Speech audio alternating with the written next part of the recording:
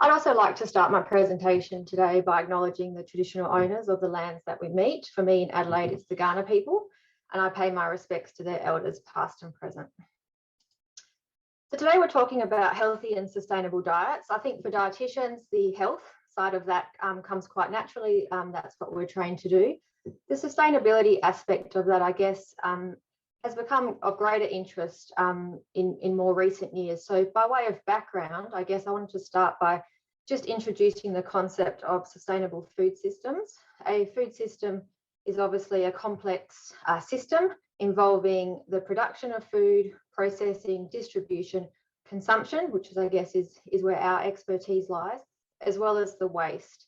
And a sustainable food system is really one that enhances the environmental, economic, social, and nutritional health for all across that system. Sustainable diets, the FAO describes a sustainable diet as those with low environmental impacts, but also there's a lot of other aspects to their definition of what a sustainable diet is. And that includes food and nutrition security and a healthy life for the present generation as well as future generations. And also diets that are culturally acceptable and accessible, economically fair and affordable, and obviously nutritionally adequate, safe and healthy. So when we talk about healthy and more sustainable diets, we're really talking about promoting a diet that is both healthy for humans and for the planet as well. And experts have really called for a real transformation across this food system to really achieve what is a more sustainable and healthy diet. So as dietitians, I guess our role is to support populations to adopt healthier dietary patterns and more sustainable diets that will promote their own health, but also that don't do unnecessary detrimental impacts for our planet as well.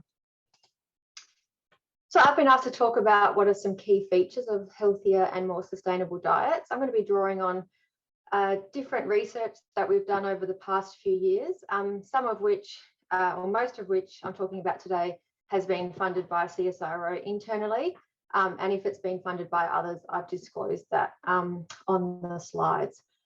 So I'm not imagining there's any surprises here. I don't think at the crux of what is a healthy and sustainable diet, I think as dietitians, we're actually promoting that already. I guess I want to present some evidence that really reinforces some of those concepts that you are all no doubt doing in practice already, and just show that evidence behind, your practice. So the first one is consuming energy to meet our needs. So obviously all foods have some degree of environmental impact associated with them. It takes resources to produce food, additional resources if processing is required. If more processing is required, that's a greater amount of resource. Packaging, transport, obviously, and there's always some degree of food waste. However, we need to eat food. So we're going to have some element of, or some amount of environmental impact associated with what we eat. There's a correlation between the total energy that we eat and the total dietary related environmental impacts. This figure here shows using an index of global warming potential, which is it's a newer index similar to greenhouse gas emissions, that there's this sort of positive weak to moderate correlation between energy and total environmental impact. So the point here is to eat what we need, but to not overconsume kilojoules, regardless of where those kilojoules come from. The second point is around food groups and the proportion of those food groups and needing those to align slightly better than what they currently do with recommendations for health and sustainability. So in Australia, we have our Australian Dietary Guidelines, a set of food-based recommendations, which we're all very familiar with. In their modelling, there was the Australian context was taken into account. So hundreds of iterations of diets were modelled using common foods that Australians currently consume. In contrast, the Lancet Planetary Health Diet is a global set of recommendations. They probably emphasise sustainability slightly more with human health as well. These don't necessarily have that local or Australian context. They're designed for the globe, for for the population as a whole, or the world population as a whole. But you can see there's similarities in that they're both a food-based a set of recommendations, and some of the food groups overlap quite a lot. Now, some work that we've done recently is to compare the Australian diets using the National Nutrition and Physical Activity Survey to the recommendations in both the Australian Dietary Guidelines and the Planetary Health Reference Diet. Now, what I'm showing you here is the average diet of Australians aged 19 to 50. If you imagine the red ring is the recommendations of each of these diets. So on the Australian Dietary Guidelines and the Planetary Health Diet. Anything that falls within that ring, we are under consuming, and anything that is outside of that ring, we are over consuming. So the olivey green color is discretionary foods. We're consuming twice to 3.5, 4 times as much as what we should, compared to the recommendations in the Australian Dietary Guidelines and the Planetary Health Diet. Likewise, animal meats and alternatives, 144% of what is recommended in the Australian Dietary Guidelines. Refined grains, we're over consuming in the Australian Dietary Guidelines, however, not relative to the Planetary Health Reference Diet. Conversely, the Planetary Health Reference Diet has a fairly low recommendation for dairy foods. So the average Australian diet is exceeding what is recommended in the Planetary Health Reference Diet for dairy foods.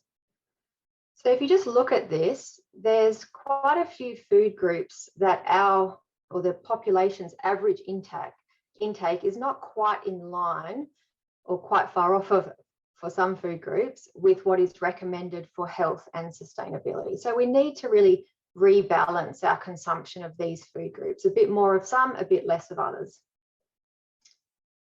How do we do that? So we've been doing some research looking at how we can adjust this balance, and the amount of food that you eat from any particular food group is really a balance of the portion that you have at any one time, the frequency with which you consume that food over the day, and the variety of foods that you consume from within any particular food group.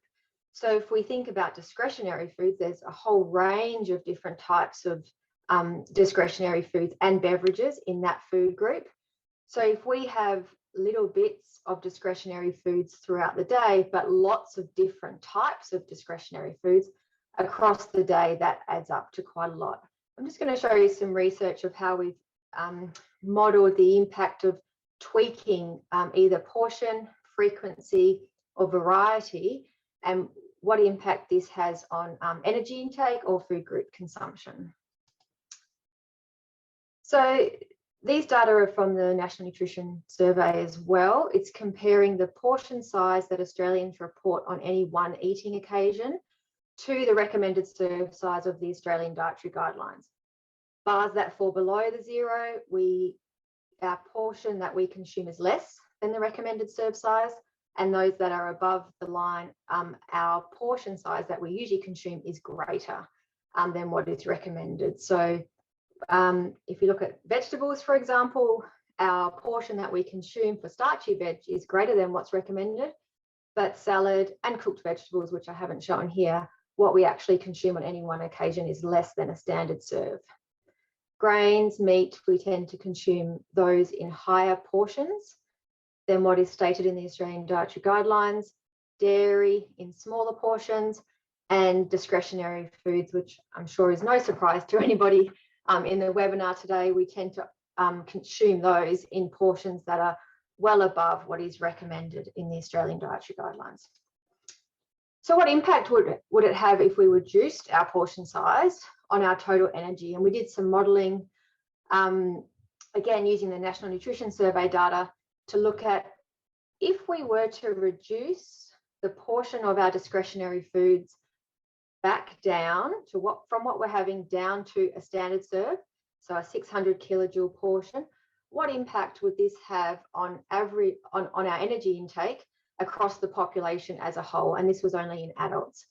So if we were to reduce all the discretionary foods in the data, if you're familiar with the survey, from what they were down to 600 kilojoule portion, then it would reduce our total energy intake on average by about 13%.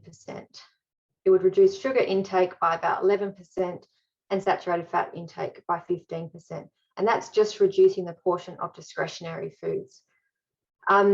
If large portions, so things that we consumed in greater than 600 kilojoule portions, were taken out of our diet, so we didn't consume anything in excessive portions, energy reduction would be greater, more around 25% and around 37% in terms of saturated fat. If we halved the portion of discretionary foods, so all the discretionary foods that people consumed on the day of the survey, we halved it all, then energy across the whole day would reduce on average by about 16–17%. So you can achieve quite significant reductions in energy intake by adjusting the portion of discretionary foods, is the example that I've used here. What about frequency? So if you think about a client, we open a bag of chips and we have half a bag and then we go back later and finish it off. What happens if our advice was to say, well, hang on a minute, you can have your discretionary foods in this example, but don't go back for a second time. Enjoy what you're having the first time during the day, but don't go back for that second helping or serve, throughout the day. When we do this modelling in the nutrition survey, if we take the first occasion somebody's had a food and then remove the subsequent occasions from the day, energy would decrease by on average 5.5%, sugar by about 10%, and saturated fat by 5%. If we took out all the discretionary foods that people had between meals, so if we were providing advice, we could say, look, try not to snack on discretionary foods, then energy would reduce by about 15%. And if we said, now don't have any discretionary foods in your meal, so you can snack on them, but try to have a really healthy meal made up of the 5 core food groups, doing that across the population would reduce our total energy intake by about 16–17%. So with portion, frequency, what about variety? So variety is promoted throughout the dietary guidelines. It's in a number of different places when you have a look through the documents. We promote variety of different types, lots of different types and colours of vegetables, but also in the meat and alternatives category. So a wide variety of foods is also stated within the meat and alternatives group. Variety has been used a lot in experimental studies to increase consumption of things. So there's a bit of research where people are in a room with a buffet and they've got lots of different plates in front of them of different types of vegetables. The more different types of plates that are in front of them, the greater their consumption in an experimental setting. These data on the right-hand side are from the CSIRO Healthy Diet Score survey, and we see that with the number of types of vegetables reported, you get this incremental increase in reported consumption as well. There's also emerging evidence, and we're doing a fair bit of work in this space at the moment, looking at whether variety can be used to decrease the consumption of unhealthy foods, such as discretionary food. In the CSIRO Healthy Diet Score survey, we ask about 11 different types of discretionary foods. It's such a diverse category. We felt it needed 11 different questions to cover it off well.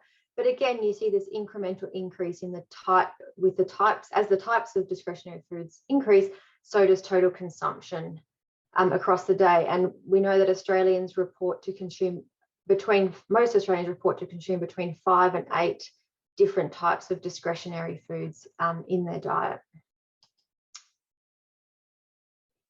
Again, with that modelling paper that I showed you earlier,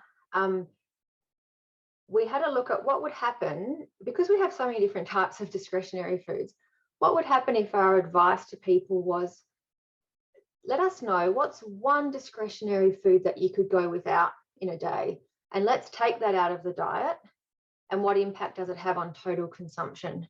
And as you can see, because of the number of Australians that consume cakes and biscuits, alcohol, sugar sweetened beverages, and sort of savoury pies and pasties, and also the amounts, the portion that we have of these different foods, when we take out cakes and biscuits, it reduces our total energy intake on average across the population by about 5.5%. Alcohol, about 4.5%. Sugar sweetened beverages, call it 4% of total energy. Now, this is on average in the population. For people who consume these products frequently in large portions, if they were to remove one of these, the impact on total energy would be a lot greater, obviously. The reason we were exploring this was to kind of see if you could say to people, look, you have all these different discretionary foods, could you just go without one? And that's a stepwise kind of incremental process to improving diet quality without necessarily feeling deprived of all discretionary foods, which is probably unrealistic for most people to remove all of those. We had a look at, so I spoke about that experimental research with vegetable consumption. We had a look at that in a real world trial, and this work was funded by Hort Innovation. We developed an app called Veggies, put it up in the App Store. 5,000 people downloaded it, 1,200 did the evaluation surveys pre and post. It was quite a simple message. It was about having 3 different types of vegetables on your plate for 21 days. It was set up like a 21-day challenge. Forget about amounts, forget about portions or worrying about how to prepare them. Just put 3 different types on your plate every night for dinner. You would track that you'd done that. And over the 21 days, consumption increased by almost half a serve per day, and variety increased by one extra type every 3 days. The graphs on the left just show the distribution at baseline in blue and at the end of the challenge in orange. At the top is the serves, at the bottom is the variety. And you can see that kind of shift in the distribution curve. So the orange curve sits slightly more to the right, indicating an increase overall. But variety of food choices within food groups can also influence the environmental impacts of our diet. So within most of the food groups, there's a real range of the environmental impacts that different foods within that food group are having. So this is the global warming potential sort of index score per kilogram of foods. And I've just shown it very simply as like a range. And you can see most of the food groups, probably not fruit, beverages and fats and oils, but all the other food groups have quite a big range in terms of the environmental impacts of different foods in that food group.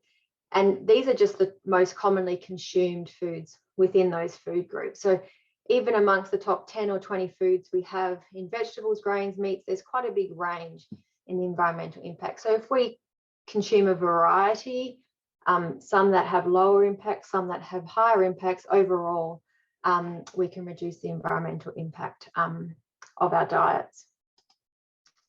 So by way of summary, I guess, I hope I haven't told you anything new other than to provide additional evidence to sort of give you the confidence around some of the advice you already know and give. But choosing a nutrient-dense diet that has adequate but not excessive kilojoules is an important part of achieving a healthier and more sustainable diet. Adjusting the balance of food groups to be more in line with recommendations. So things that are overconsumed need to be pulled back a bit. Things that are underconsumed need to be increased a little bit. And individuals can really take control of that balance by adjusting or choosing whether they want to adjust their portion, their frequency, and or the variety of the food choices that they have within food groups, because the evidence is showing that that can have quite an important role in improving the diet quality, but also the environmental sustainability of diets. And hello, everybody. Thank you for inviting me to this session. So yes, I'm from a company called Pollinate. We're independent market researchers. So the important thing to mention about this is, no, we're not dietitians. We come to you with the voice of the consumer. And so this is not a technical presentation. This is actually all about what's in the hearts and minds of the people that you are dealing with every day. So what I'd like to do is share with you some research that we did recently on behalf of Meat and Livestock Australia to talk to people and find out what is sustainable eating all about to them. How can we encourage people to eat sustainably? Is sustainable eating a conversation, a narrative that consumers are even interested in? And what are the levers the communications levers that we can pull, push to encourage people to eat sustainably. So they were our key objectives here. Who did we speak to and how many? Well, our research methodology and sample, it comprised some qualitative research as well as some quantitative research. So we conducted qualitative research to generate hypotheses, and we did that via 6 focus groups with consumers aged 18 to 64 years old, so a wide spectrum across life stages and also across different diet preferences. So people who ate considered diets or tailored their diets for environmental reasons, for animal welfare reasons, for ethical reasons, all the way through to for no reason at all, didn't tailor my diet for anything apart from enjoyment. So we tried to include an attitudinal and behavioural spectrum of people there to generate hypotheses on how we could start this conversation on sustainable eating with the wider population. But it also, in addition to group conversations, we had an online discussion board to capture individual attitudes and behaviours to help strengthen our hypotheses.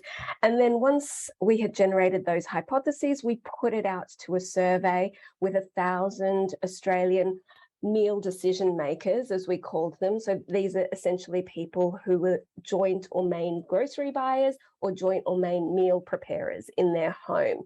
And again, once again, across the spectrum of 18 to 64 years old, to capture whether there were any differences across life stages. So what did we find?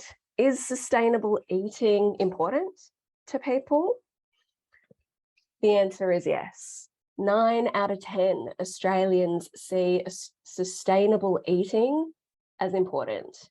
It's on people's minds. Sustainability is on people's minds. It's a dominant conversation.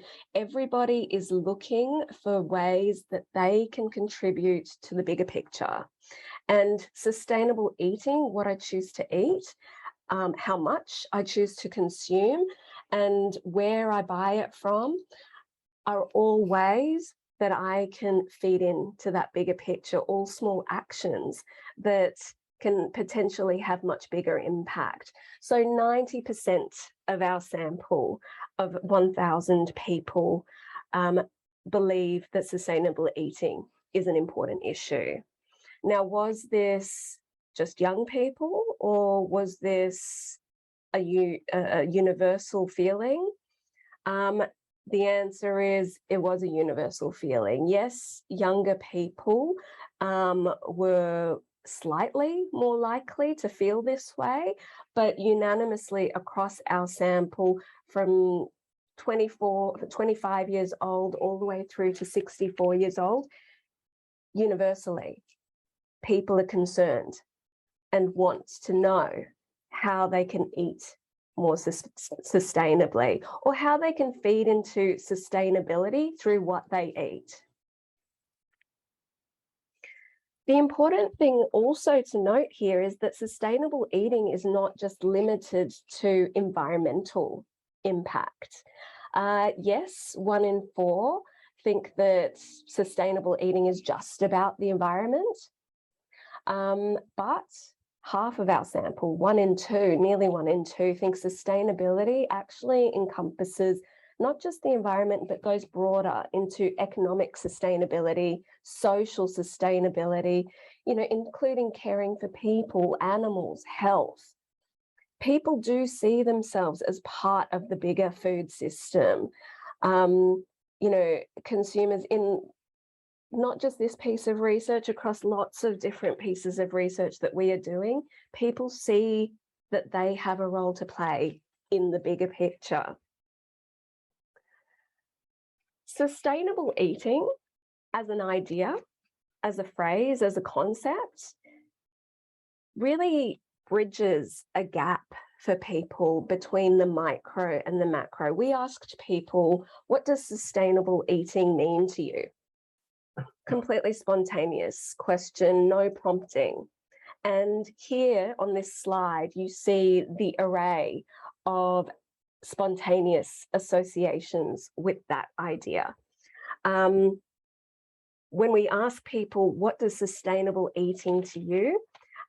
We see this range of comments, and we bucketed them into different categories. You see that it touches on the macro, sustainable production, the way food is produced, through to packaging, how it's packaged, how it's processed, but also in terms of how much food is wasted. How much am I using? Am I maximizing the food that I am consuming, that I am buying? All the way to the micro, me, my body, health, nutrition. Sustainable eating is not just sustainable on the bigger picture, it's also a diet that I can sustain, that's healthy and good for me, and also enjoyable. That it's something that is sustainable because not only is it good for me, I enjoy doing it. Speaking to the macro issues though, people are looking for leadership from government and industry on these macro issues. For instance, when it comes to reducing landfill, people don't believe necessarily that it's down to them to take responsibility for this. Well, yes, they have a role to play, but in fact, the feeling is that if you want to reduce landfill, you've got to tackle this at a bigger point up the chain. Companies, government, food industry bodies have a role in reducing the choice for me. Reducing the packaging, for instance, or the wastage or the portioning for me, helping me make better decisions as a consumer. That means that overall, the picture is more sustainable. So people believe that companies, governments, food industry bodies should really take the weight of this responsibility. But that said, consumers are motivated by industry action on sustainability. 70% agree that knowing that industries are doing their bit to be sustainable is motivating and encourages me to practice sustainable eating. And I guess as an aside, actions like when the supermarkets took out plastic bags from the equation, that actually was it was a line in the sand. It was a statement of intent that really helped people and inspired, encouraged people, gave them permission to act and take their own initiative in that space. Similarly with eating, when governments, food producers, companies draw that line in the sand for consumers, reduce bad choices, encourage better choices, it's motivating across the board.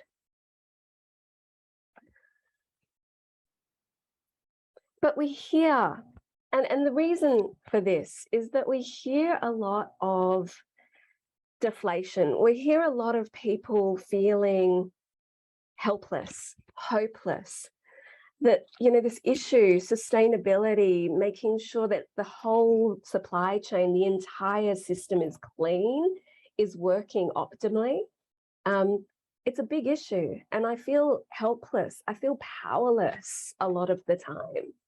So everybody is looking for those little things, those tiny things that they can do to have some bigger impact. It's one of those, and this is a quote from some of our research, it's one of those few things that you think to control. One of the things that you can control is your actions. There's only so much you can do about everything else, but if you do your little bit, and if we all did our little bit, then it could add up to so much more. So what are the actions that people are taking to do their little bit?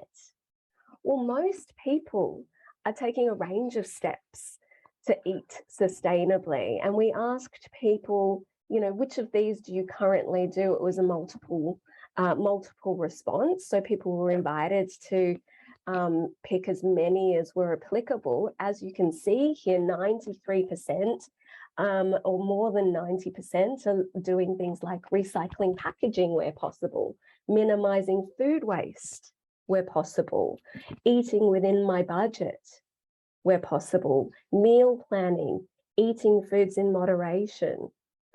These are the kinds of things that people are trying to do to, one, reduce their environmental footprint, but two, eat what they need, consume what they need.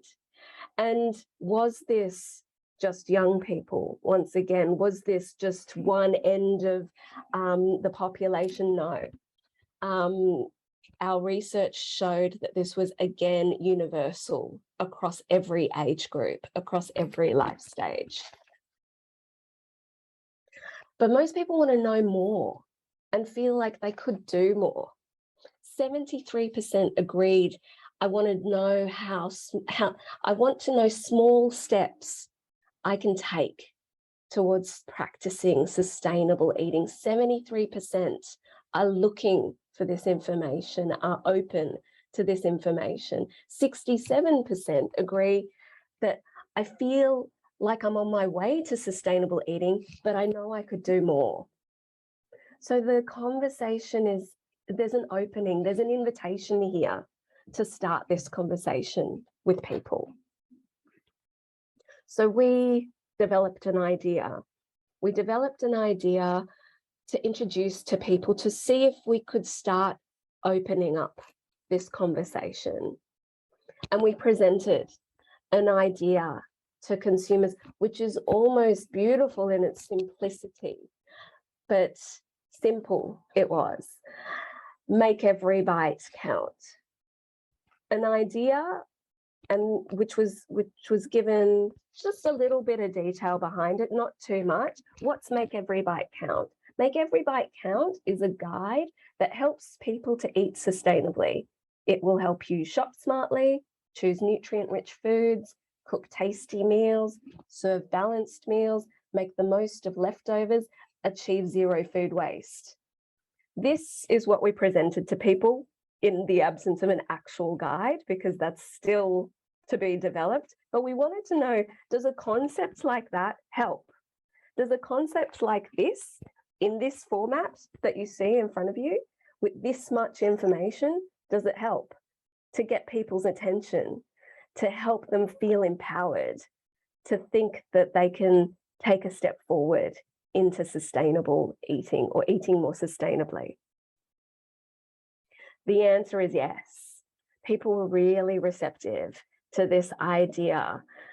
79% agreed that this sounds like a great initiative. This is what people are looking for. People are looking for information, guidance that helps steer them down this course. 79% agree this sounds like a great initiative.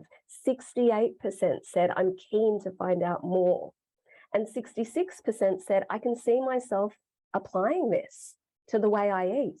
We only gave them that much information, but on the strength of just that, I can apply this. This feels intuitive. This feels achievable. And yes, this was, once again, consistent across every life stage, across every age group we surveyed. Why was it so compelling? Because it's seen as useful, because it's seen as achievable, because it feels like it's within my power to control. What are people expecting from this? Practical tips, underline practical tips on sustainable eating, emphasizing small manageable steps to reduce my environmental footprint, helping me balance meals that are good for me and good for the planet, a useful guide that's going to help me shop smarter, that'll help me reduce the amount of food I waste, that will make it easier to balance different foods in my diet, and inspires me to be more considered, more mindful in the way that I eat. So high expectations here. How do we deliver it? To be continued, but we're on that road.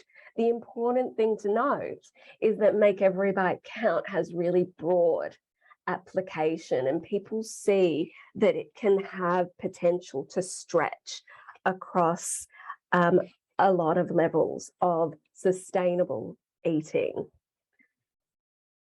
It can help me minimize food waste. It can help me make the most of my leftovers, shop smartly, cook tasty, nutritious meals, and eat a healthy, balanced diet. And importantly, consumers see Make Every Bite Count as applying across almost every food group, from vegetables, fruits, grains, poultry, dairy, red meat, legumes, seafood, not so much processed foods and snacks, but helping people leverage the food groups, the foods that we want them to eat, the foods that we know are going to help them maintain a healthy lifestyle.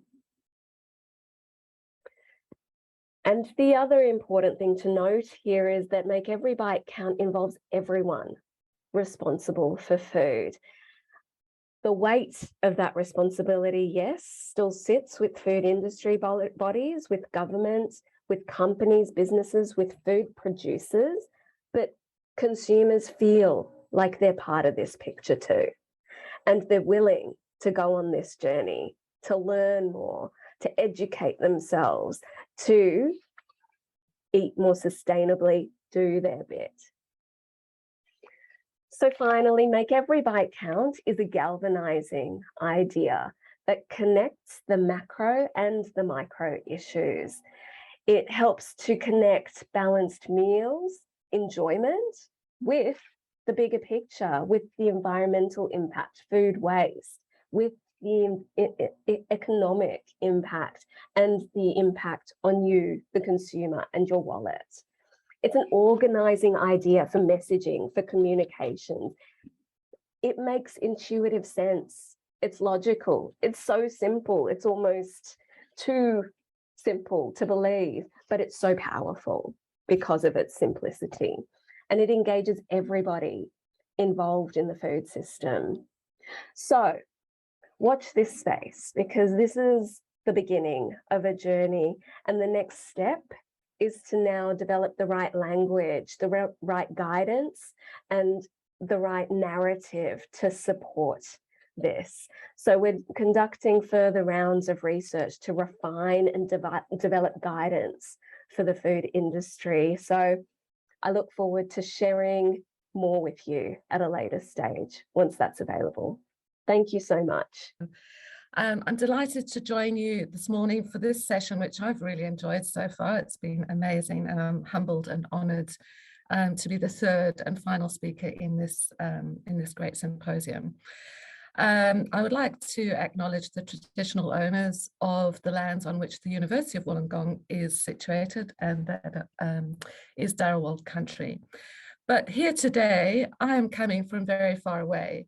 In fact, I'm coming to you from Parma, Italy. And as Jane mentioned, it is pretty early, and I did get up at 3:30 a.m. local time to join in the symposium.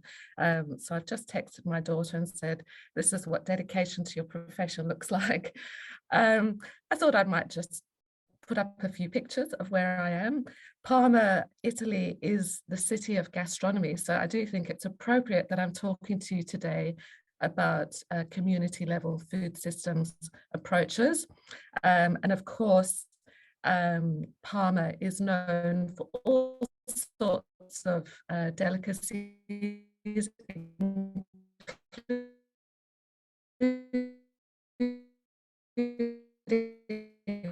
I've just had some problems with Karen's connection. Cheese, but it is saying that my internet connection is unstable. Is that better? No, you're good at the moment. Oh, fingers crossed, it's been good so far. So I'll keep going.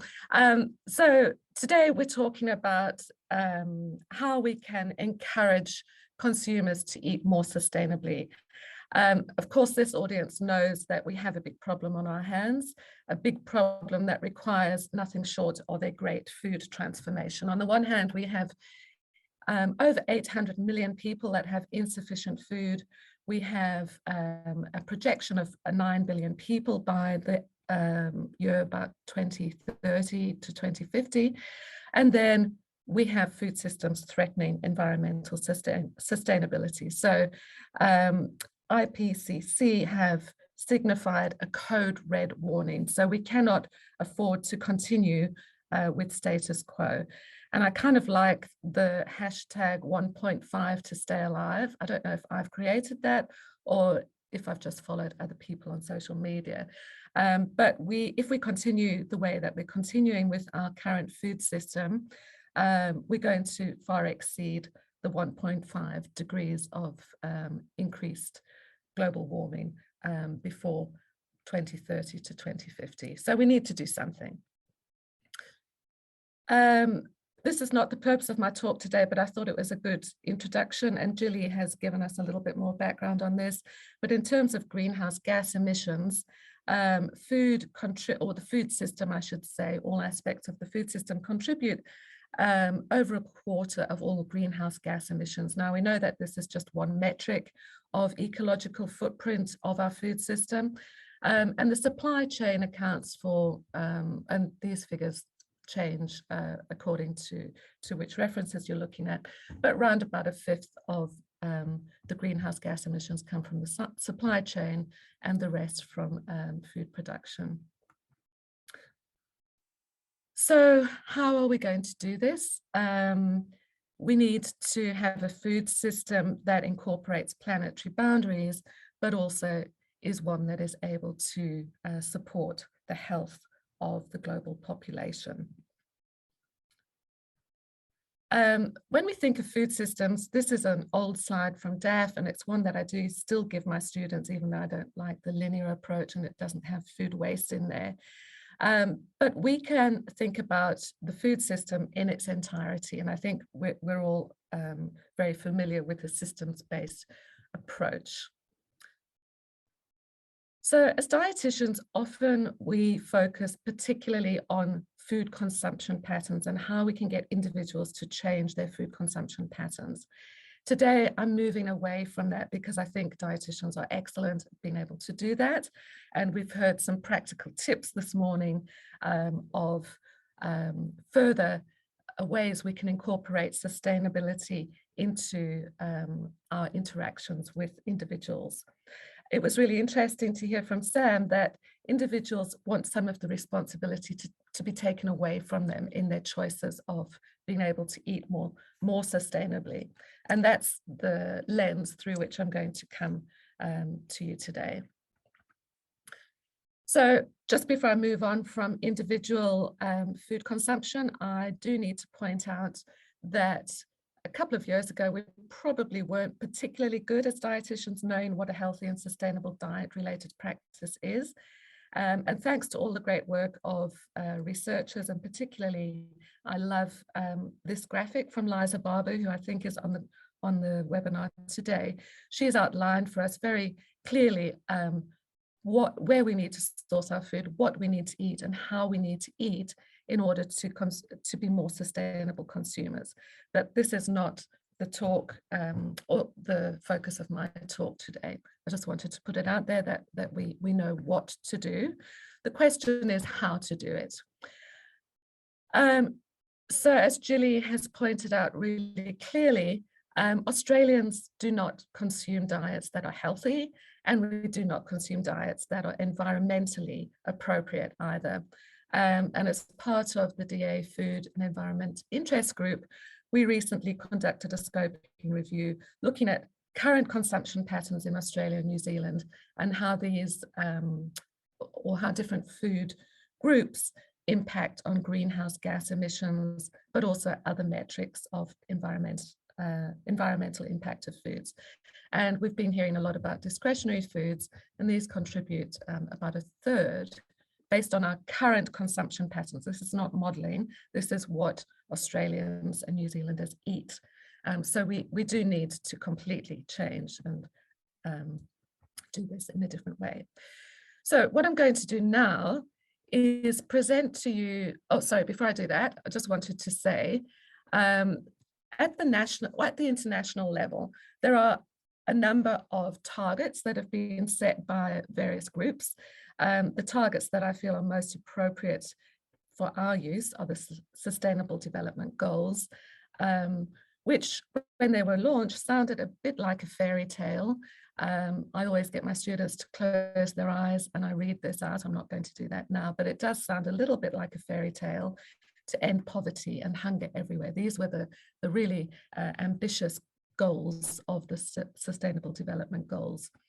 I find the SDGs a really important framework to promote diet quality. So I think we have to move beyond just providing enough food.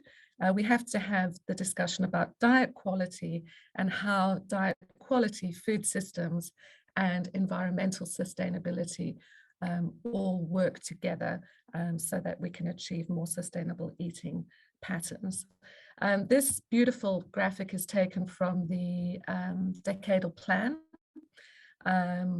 And you can see that most Sustainable Development Goals can be used as a framework to improve diet quality. So obviously we work mostly in the zero hunger and good health and well-being goals, but there are many other goals which also are useful for us to develop a framework for our activities. We find this even useful in mapping activities that we do in teaching and research at the University of Wollongong. Our discipline has used SDGs to try and see, so the level of the bars is how much time and effort we spend in the various areas of SDGs, obviously good health and well-being, but we didn't realize how much we actually do in creating partnerships, and that's going to be a focus for a model I'm going to show you. So the purpose of telling you this is that SDGs provide a framework for us to develop action. So it's all about action. So moving on from international recommendations and targets, I'd like to point out that the role of local food systems is becoming central to the sustainable eating debate. And in 2013, the Milan Urban Food Policy Pact was developed, and that's relevant again because here I am in Italy, not very far from Milan. This was launched by the mayor of Milan, who decided he wanted to put together a bunch of recommendations that urban cities around the world could sign up for. And there are a whole list of recommendations that are linked, 37 recommended actions. There are now, I think at the last count, more than 200 cities around the world that have signed up to the Milan Urban Food Policy Pact. And in Australia, we have the City of Sydney, the City of Melbourne, and I think recently the City of Bendigo that have signed up for this. Liza Barber has led a scoping review to look at what are the actual policies that local urban governments that have signed up to this pact, so that these are governments that are more active in this space, what are they actually doing? And this scoping review found that there were 27 studies of cities that had signed up that had discussed their policies, and most of the studies related to health, equity, and broader food system approaches. And within the 66 policy actions that were described, food procurement in public facilities was the most common, and establishing guidelines for school feeding programs. So these are big issues that can be done and can be promoted through local urban governments. So if this can be done by some local governments, why not all? So now we're going to go, I've gone from international to sort of more local food system approaches. Now we're going to hone in for a model that I've thought long and hard about in terms of looking at changing the local food system. So I put this map up of Australia because local food systems are your local food system. The local food system in Darwin will look very different to the local food system in Wollongong. And for those of you that don't know where Wollongong is, here it is in New South Wales. So we need to think about our own local food systems when we want to have, when we want to promote action to change our local food system. So this is my pièce de résistance. This is my idea of an initiative in my own local food system that I would love to share with you today. This is the first time I've actually shared this picture in public. And I'll just say at the outset that it is the basis for an ARC Future Fellowship application, which is still, the outcome is still not known. So I'm crossing my fingers that I might get funding to actually implement this and evaluate it. So I'm going to spend a little bit of time on this because this is actually what I shared with Veronique a little while ago because I needed her input on how to engage with farmers, and particularly meat farmers, beef farmers. And she encouraged me to be brave and share this with a wider audience. So these ideas are my own, but obviously taken from literature and also inspired quite a lot by some talks I've been listening to from Karina Hawkes from City University in London. So let me walk you through it because I think we need to have, in order to have widespread change in food consumption practices and make these more sustainable and equitable, we need an upstream, downstream model of behavior change. So those public health practitioners in the audience will know exactly what I'm talking about. Upstream are activities that happen at governmental level, policies. Midstream are things that happen to create a more enabling environment for consumers to make sustainable choices, the healthy and easiest choices. And then downstream, of course, at the heart of this is the individual consumer. So my great plan, if I get funded to do this in the Illawarra Shoalhaven region, is this paddocked plate initiative. I realize as a researcher and as an academic, we tend to spend a lot of time in very tiny areas, our area of interest. But I think to have impact, we need to be thinking of a systems-based approach. So this is the local food system as I see it. And I'm hoping that if we ever get to be able to do this integrated intervention, I'll call it an intervention, that I might be able to show its effectiveness in changing actual individual behavior and decreasing the environmental footprint of diets so that it can be upscaled to other regions. Well, that's what I've sold to the ARC, so let's see if it's going to be attractive to them or not. So I'll just walk you through it. What do I mean about the upstream aspect? So because we're talking about policy, local governments are really important in order to engage in changing anything in the local food system. I'll show a little bit or snippets of some work we've been doing in understanding a little bit more about local governments and what they can and should be doing in this space. I next move to the enabling environment, which is this peachy color. Here we look at workplaces in the Illawarra Shoalhaven. The University of Wollongong is a major employer of people, and universities across the country are major employers of people. And they're also places where we have a very diverse makeup of society. We have, you know, from young to older, and we can look at universities as smaller ecosystems. And if we can change the food environment of a university, this will have much further actions outside of the university. So for example, if we want to encourage universities to have procurement policies that source local food, that's a lot of fruit and vegetables that come into universities each day.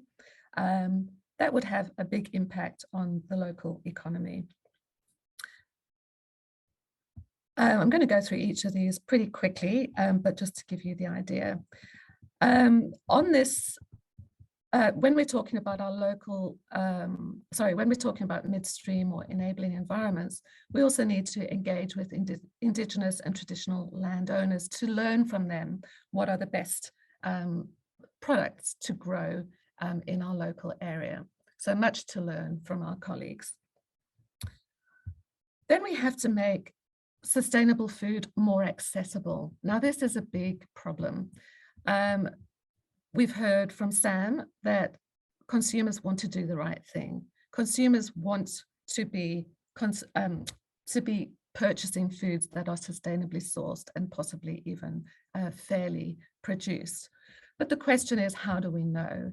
How do we know where our food has come from? How do we know if it is indeed grown locally? And this will be one of the many interventions I'm hoping to be part of, teaming up with advocates in our area that are much more adept at these kinds of campaigns than I am. So linking in with Food Fairness Illawarra, which is has been going for 15 years, linking in with Sustain the Food Network to lean on them for advocacy advice. So we're planning to do a Love Local campaign involving retail, involving IGAs. This has been trialled in Melbourne by Deakin colleagues. Improving food literacy, having better signposting on food. Now, what is local? I think it's maybe within 150 kilometers of where people live. I see my clock is ticking very fast down, so I'm going to actually move on. I'm going to try and engage producers using a collective impact framework. And this is going to be pretty difficult, but I'm up for a challenge. And this will be using a participatory action research framework.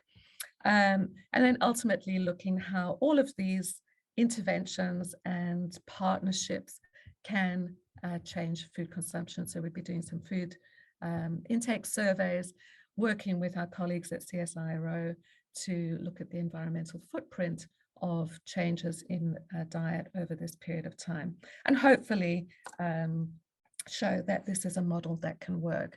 So as I say, this is my own thinking. And unfortunately, I have actually run out of time, so I won't be able to share our local council work, but I will just highlight that we've been working on an ARC project for the last 4 years. Amy Carrad is online today, and we know what all of the local councils in New South Wales and Victoria are doing in the food system space, and it's highly variable. But there are some really great examples, and I urge you to get much more involved at the local level. Uni Food is an initiative also from the Deakin group, and this is a way that we can benchmark the sustainability and healthfulness of university campus food environments. UOW is doing particularly badly. We scored 36 out of 100, especially in terms of governance. So there's a lot of work to do to change our own university governance policies to enable more sustainable campus food environments. So this is a tool that's been developed. It's an audit tool, and hopefully more universities will get on board because it's a great advocacy tool. No university likes to know that it's failing, particularly in areas of sustainability. So I'm using this to advocate to our VC that we need to change things at UOW. So I'm going to finish up now to allow plenty of time for discussion. I hope that you'll engage with myself and the panel to think a little bit more about this. But just to conclude, it sounds a little bit twee or glib to say think globally, act locally, but I think it's absolutely essential in the space of sustainable food systems. I'd like to think that all health practitioners, including dietitians, need to be advocates to address climate change in any possible way that you can throughout your discipline, throughout your individual workplace, but also as a consumer. We are consumers. I was trying to come up with some C words because of climate action. So I want to suggest and leave you with this. We need to have good connections, better connections. We need to have good collaborations and partnerships. We need to have cultural competency. But above all, we need courage to step outside our comfort zone and do the things that we know should be done. And let's all support each other to do that. So on that note, I'm going to close and thank you all for listening.